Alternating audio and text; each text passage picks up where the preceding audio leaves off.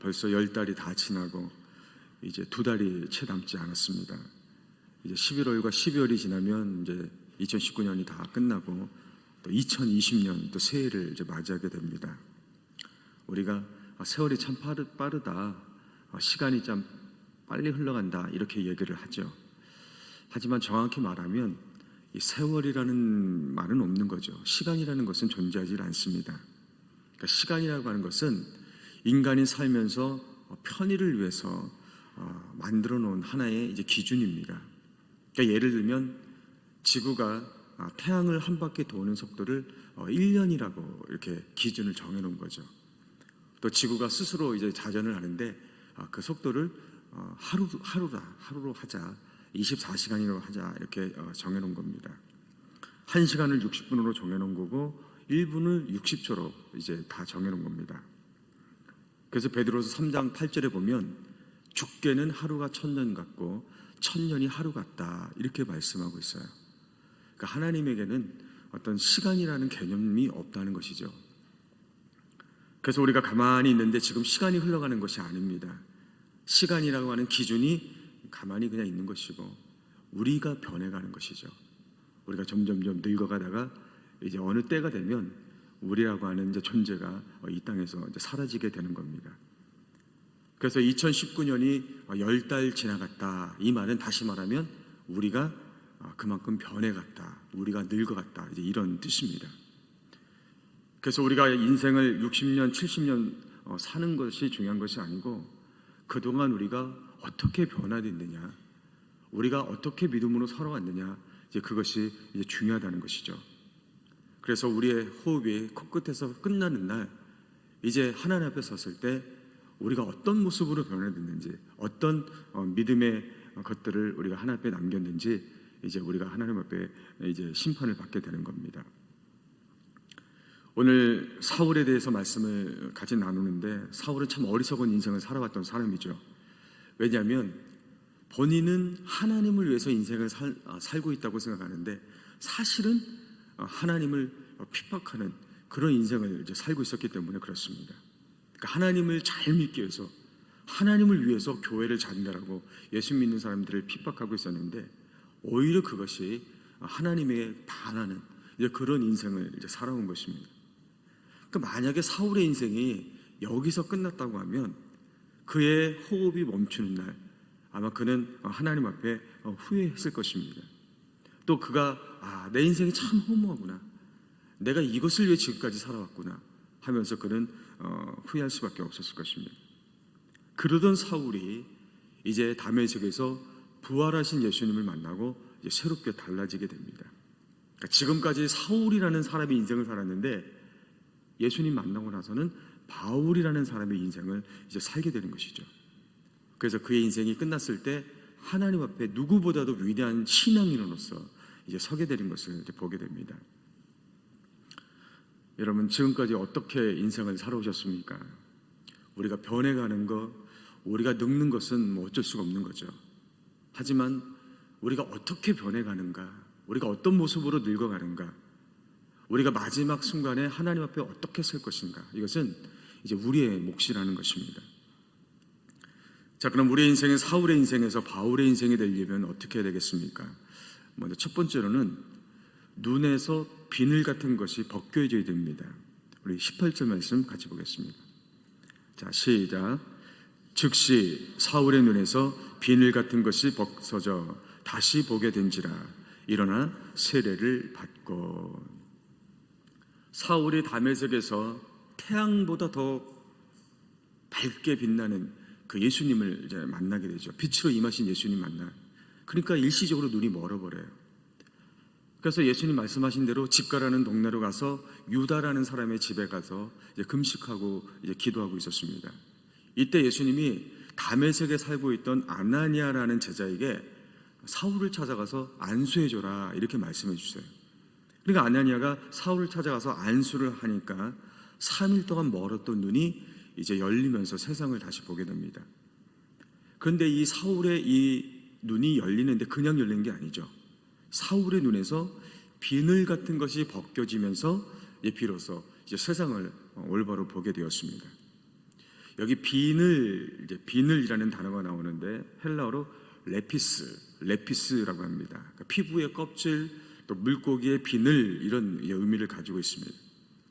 그러니까 성경에는 그냥 비늘이라고 했는데 원래는 비늘들, 이것이 맞는 얘기죠. 그러니까 사울이 부활하신 예수님 만나기 전까지 그 눈에 비늘들이 있었다는 거예요. 한 개가 아니고 여러 개의 비늘들이 있었다는 것입니다. 그래서 그가 앞을 보지 못했다는 거예요.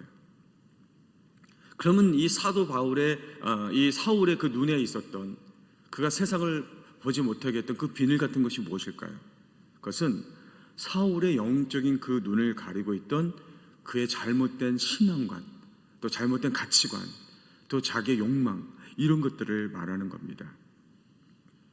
그러니까 사울이 자기는 잘 살고 있다고 생각했거든요.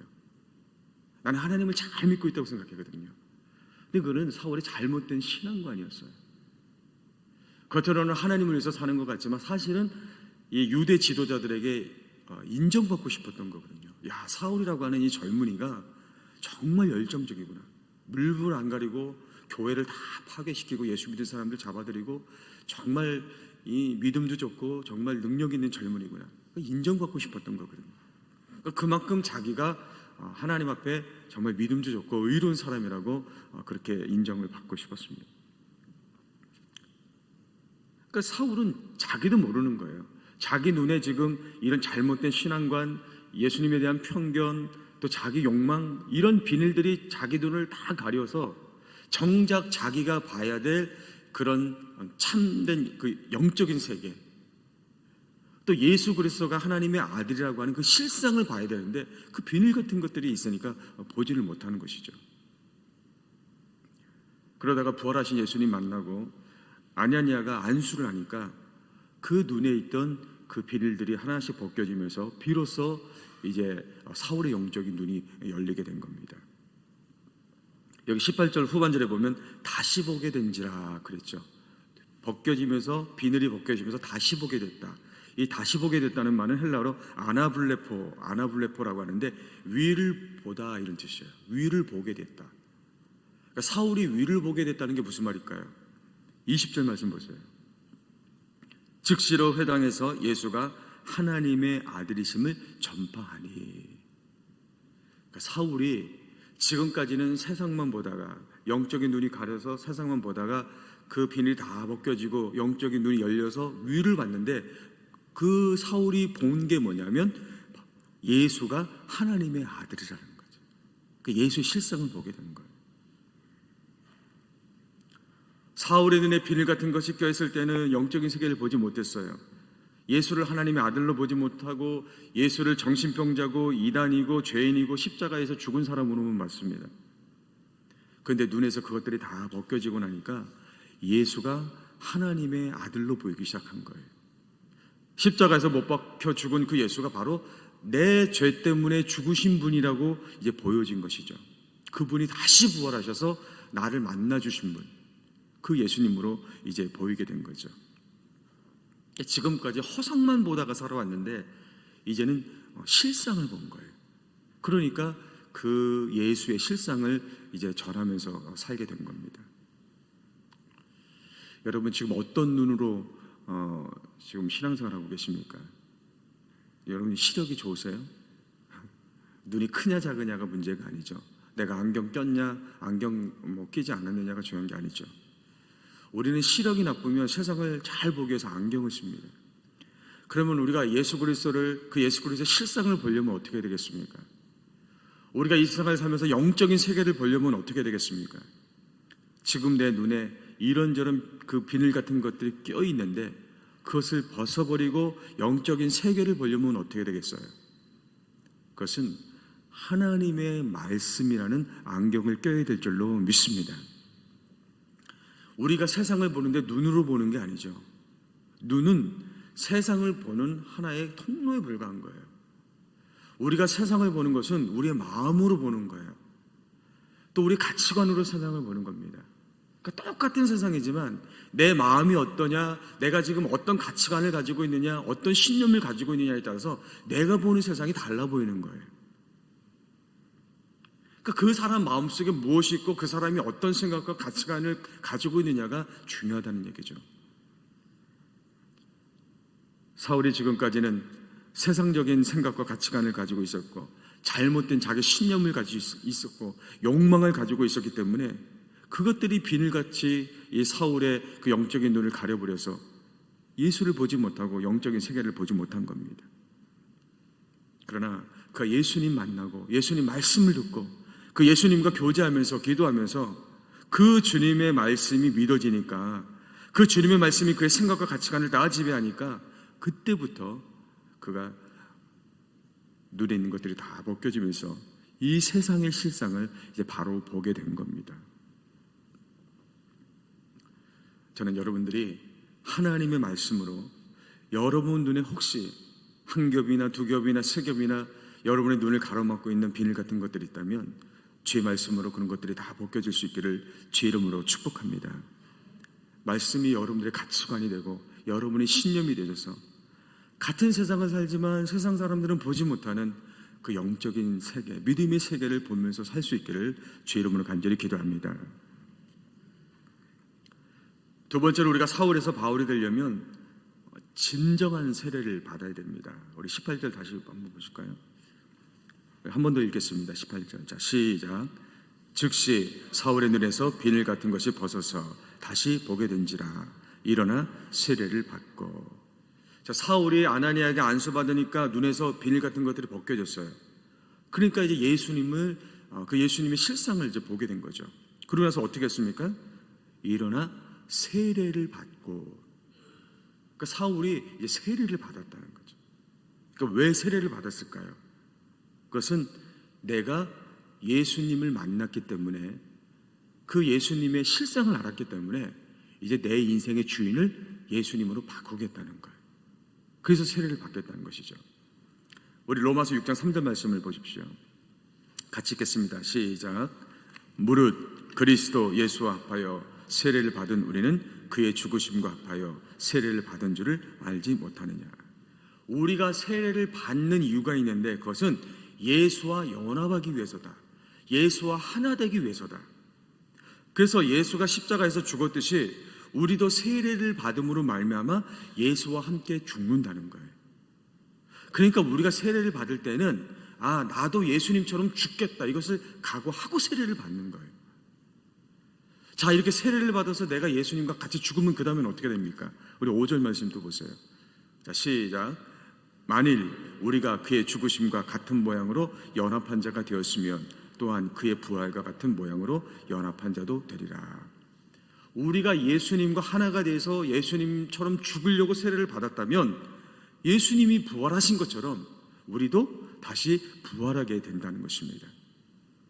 그러니까 사울이 영적인 눈이 열려서 예수님 믿고 내가 세례를 받았다. 이것은 지금까지는 내가 내 인생의 주인이었다는 거죠. 내가 살고 싶은 대로 산 거고 나를 위한 인생을 살았다는 거예요. 사실 겉으로 보면 율법을 위해서 산 것이고 하나님을 위해서 산 것이지만 사실은 자기를 위해서 살아온 거거든요. 그런데 예수님을 만나고 나서는 그런 내 자신이 죄인이라는 것을 깨달은 겁니다. 나에게는 나 자신을 구원할 능력이 없다는 것을 깨달은 거예요. 그러니까 예수님 믿지 않고 지금까지 자기가 해왔던 그 모든 것들이 얼마나 허무하고 그런 자기의 인생이 얼마나 불쌍한 것인가를 이 사울이 깨닫게 된 거예요. 당시에 수많은 종교와 신들이 있었지만 이제는 내가 만난 이 예수만이 참 신이다. 이제는 내가 예수님만 내 인생의 주인으로 인정하겠다. 나는 예수님의 종이 되겠다. 이렇게 자기 인생의 주인을 바꾼 것이 바로 이 사울이 세례를 받는 것이죠. 여러분, 이 사도행전 9장에 보면요, 사울이 지금 예수님 만나서 변화되는 그 내용이 쭉 나오는데 거기에 이 주라고 하는 단어가 9번 나옵니다. 9번. 그러니까 예수님을 지금 소개하면서 사울을 만나주신 예수님, 또 사울이 고백하는 예수님, 그 예수님을 예수라고 쓰지 않고 주라고 얘기했어요. 주를 위해 주. 무슨 말입니까? 예수가 주라는 거예요. 사도행전을 통해서 이 사도행전을 보고 있는 많은 사람들에게 너네들이 믿고 있는 그 신이 주인이 아니고 바로 이 예수가 너희들의 주인이고 온 세상의 유일한 주님이시다. 그것을 지금 이 사울의 고백을 통해서 우리에게 말씀하고 있는 겁니다. 이때부터 이 사울의 인생이 바울의 인생으로 바뀌기 시작한 것이죠. 매년 이제 부활절이나 성탄절이면 저희 교회에서 세례 예식을 이제 진행을 합니다. 그러니까 제가 이제 어른들 대상으로 이제 세례 교육을 이제 많이 이렇게 하고 있는데, 그러니까 세례 받으시는 분들 보면 세례 왜 받으십니까? 그럼 어떤 분들은 이제 교회 다니니까 세례 받아야죠. 교회에서 세례 받으라고 하니까 받아야죠. 또 어떤 분들은 세례 받아야 천국 가는 거 아닙니까? 그러니까 천국 가기 위해서 거쳐야 되는 어떤 하나의 통과 일처럼 그렇게 생각하는 분들이 많이 있습니다. 제가 어린아이든 노인분이든 분명하게 세례 교육할 때 분명하게 제가 확인하는 것이 있어요. 그게 뭐냐면, 왜 여러분들이 세례를 받으셔야 되느냐? 세례를 받는다는 것은 내가 예수 믿기 전에는 죄인이었습니다. 이걸 인정하는 거죠. 근데 예수님이 나의 모든 죄를 십자가에서 다 용서해 주셨습니다. 이제 나는 예수님을 믿고 나의 구원자로, 나의 영원한 인생의 주인으로 내가 인정하겠습니다. 그리고 나는 예수님의 종이 돼서 예수님만 섬기는 삶을 살겠습니다. 내 인생의 주인을 바꾸는 것이 바로 세례입니다. 이제 결정하십시오. 그러니까 성도님이 이제 내가 세례를 받음으로 내 인생의 주인을 바꾸기로 결단하셨다면 그 신앙 고백으로 세례를 받으시면 됩니다. 그러면 성도님의 그 고백처럼 이제 예수님이 당신의 인생의 주인이 되실 것입니다. 그러나 그렇지 않고 그냥 세례를 받으면 겉으로는 세례를 받을 수 있습니다. 아무도 모릅니다. 그러나 절대 성도님의 인생은 바뀌지 않을 것입니다.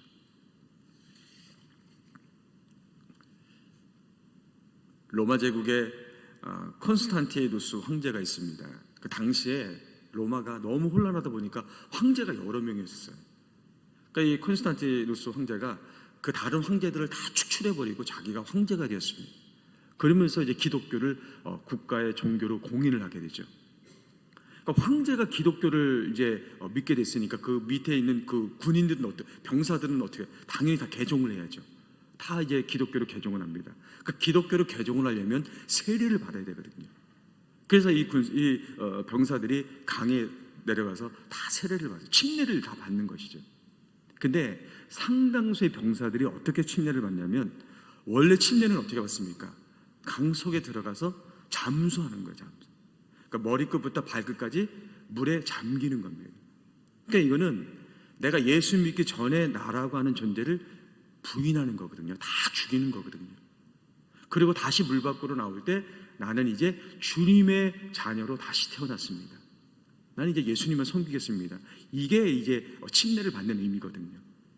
근데 이 당시에 그 침례를 받던 그 상당수의 그 병사들이 물 속에 들어가는데 다 들어가는데 오른손은 물 밖에 내밀고 침례를 받았다는 거예요. 왜 그랬냐? 내가 이제 개종을 해서 예수를 믿어야 되는데 다른 거는 내가 다 죽이겠다, 다 부인하겠다. 그런데 칼을 잡는 내 오른손만큼은 내가 죽이지 못하겠다는 거지. 내가 다 죽고 내가 다 예수 믿고 순종할 수 있는데 내 생명을 좌지우지하는, 내 인생을 책임질 수 있는 내 오른손은 내가 포기하지 못하겠다는 것이. 그리고 오른손은 세례를 받지 않았다는 거. 이들이 세례라고 하는 그 형식에 참여는 했지만 이들의 인생은 바뀌지 않아요. 주인이 바뀌지 않은 것이죠. 그러면 온전한 그리스도인이 될 수가 없는 겁니다. 여러분 세례 다 받으셨죠? 어디까지 세례 받으셨습니까? 머리끝부터 발끝까지 다 세례 받으셨어요? 마음 깊은 곳까지 다 세례를 받으셨습니까? 다 세례 받았는데 이 병사처럼 요것만 빼고요. 이거는 안 되겠습니다. 내 자존심만큼은 안 되겠습니다. 내가 다른 거 다 죽일 수 있는데, 다 예수님 앞에서 내려놓을 수 있는데 나 이거 하나 갖고 살아왔는데 내가 이거 어떻게 포기할 수 있겠습니까? 근데 그게 살아있으면, 다른 거 다 죽어도 그게 살아있으면 예수 앞에 내가 죽은 게 아니에요. 예수의 앞에 내가 못 박은 게 아니죠. 그러니까 죽지 않으면 부활이 없는 거예요, 여러분. 내가 예수와 죽으면 예수와 부활하는 건데, 내가 죽지 않으면 예수님은 부활해도 나에게는 부활이라는 것이 없는 것이죠. 물세례는 이미 여러분들 다 받으셨으니까 이제 성령 세례 받으시기를 주의 이름으로 축복합니다. 그래서 내가 아직까지 주님 앞에 세례받지 않은 부분들, 죽이지 못한 부분이 있다면 남들이 보지 못하는 그것까지 다 성령 세례 받아서 여러분 스스로에게 사망 선고를 내리세요. 나는 이제 죽었습니다. 영적인 장례식을 치르시기를 바랍니다. 그러면 내 자신이 없어지는 것이 아니라 바로 그 순간 부활하신 예수님과 함께 우리가 새로운 믿음의 삶을 살게 될 줄로 믿습니다. 자, 마지막 세 번째로 사울이 바울이 되려면 어떻게 할까요? 그것은 우리 모두가 이 사울을 형제로 받아들일 수 있어야 됩니다. 우리 17절 말씀 보겠습니다. 자, 시작. 아나니아가 떠나 그 집에 들어가서 그에게 안수하여 이르되 형제 사울아, 주 곧 네가 오는 길에서 나타나셨던 예수께서 나를 보내어 너로 다시 보게 하시고 성령으로 충만하게 하신다 하니. 아나니아가 사울을 찾아가서 안수를 하니까 사울에게 성령이 충만하게 임했어요. 그런데 사울에게 성령이 임하는데 그 전에 그러니까 성령님이 충만하게 임할 수 있도록 아주 중요한 일이 하나가 있었습니다. 그것은 뭐냐면 아나니아가 사울에게 안수하면서 사울을 형제 사울아 이렇게 불렀다는 것이죠. 그러니까 아나니아는요, 그동안 교회를 잔멸하고 예수 믿는 사람들을 핍박했던 이 사울을 향해서 형제 사울아, 그 사울을 형제로 인정하고 지금 받아들이고 있는 거예요. 그리고 안수했기 때문에 그에게 성령이 충만하게 임할 수가 있었던 것입니다. 형제라고 하는 단어가 굉장히 중요합니다.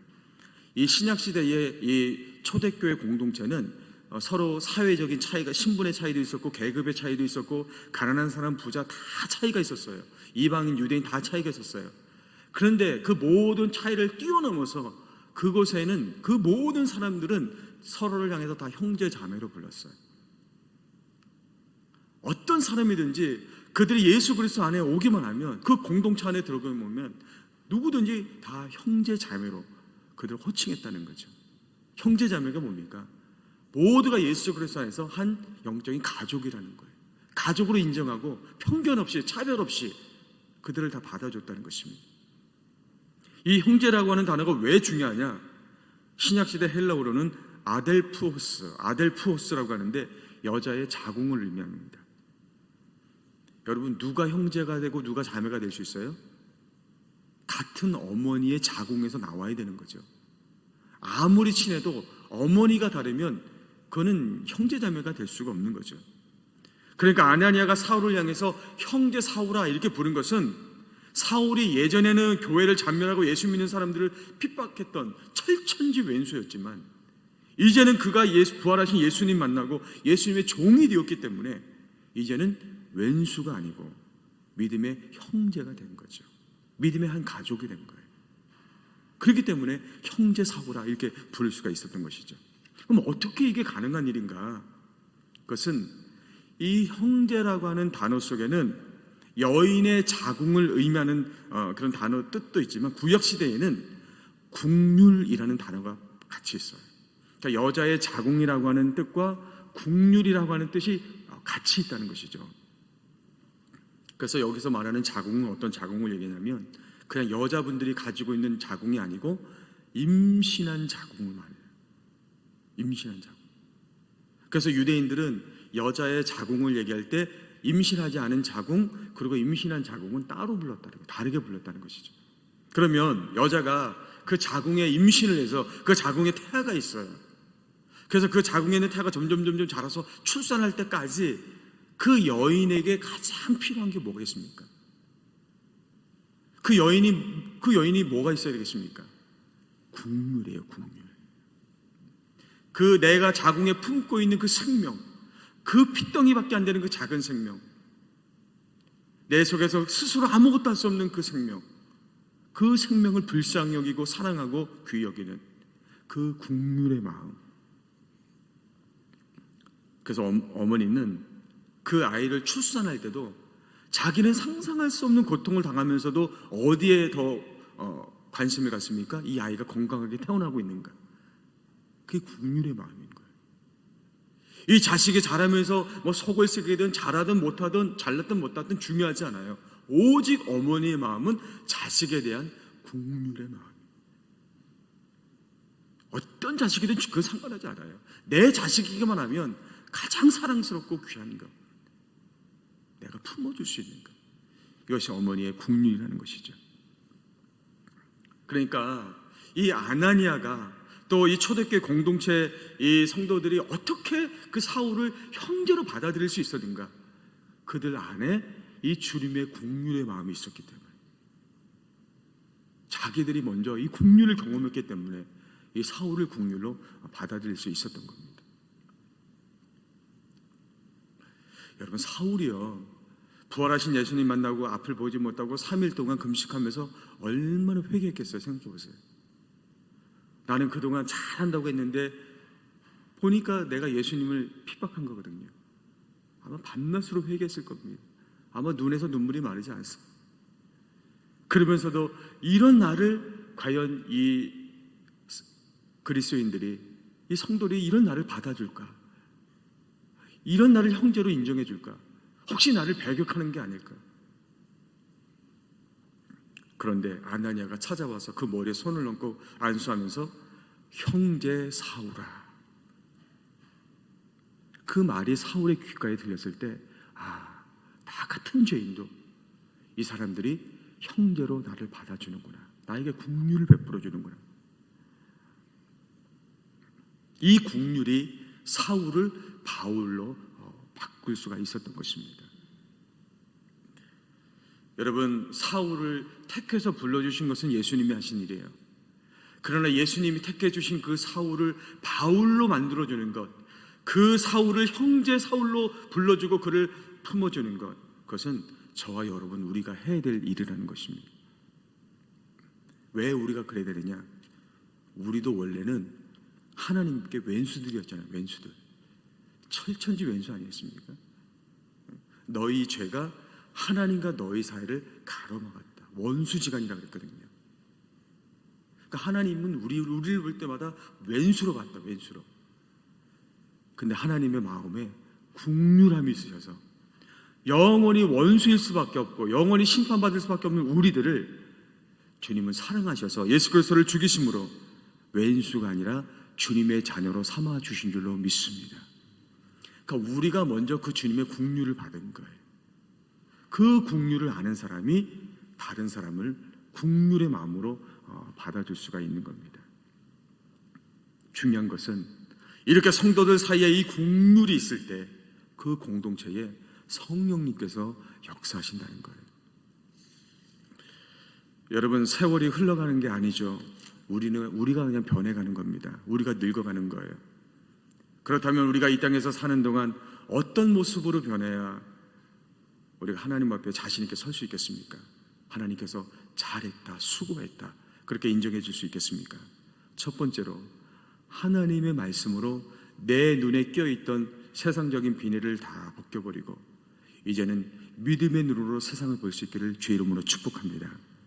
우리가 이미 물세례 다 받았지만 아직까지 변화되지 못한 부분이 있다면 이제 성령 세례 받아서 이제 나는 죽고 예수로 살 수 있기를 주의 이름으로 축복합니다. 그리고 내 옆에 있는 형제 자매, 집사님, 권사님, 아니 모두를 형제 자매로 인정하고 그 국률의 마음을 가지고 주님이 어떤 영혼들을 보내주시든 그들을 형제 자매로 품을 수 있는, 그래서 우리 교회 안에 성령님이 마음껏 역사하실 수 있는 그런 교회가 될 수 있기를 주의 이름으로 간절히 축복합니다.